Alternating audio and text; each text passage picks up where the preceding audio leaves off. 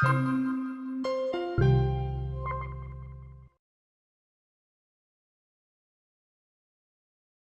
the Let Property campaign is something that is a campaign that HMRC have been running for a few years now, and basically it says if you've been letting out a property and you should have been declaring it to the taxman, filling in a tax return, but you haven't, you can report your slackness, if you like, by going online. You need a government gateway account and filling in what's called a DDS form. Or you can go and see an accountant and get them to do it, as an agent. It's not that generous actually. It's not really total amnesty, because you've then got 90 days to submit the figures and your calculations of what tax you owe, and for the number of years you've been renting the property out.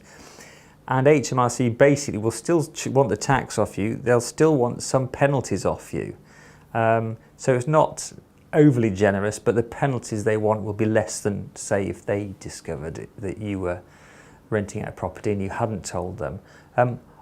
The other plus point is that they do say they will give you time to pay. They ask you what money you can pay now, and they're more likely to negotiate a payment schedule because you've come to them rather than them coming to you. And that's it really. And then going forward, obviously, you'd need to make sure you did a tax return disclosing the rental income, and pay your tax on time.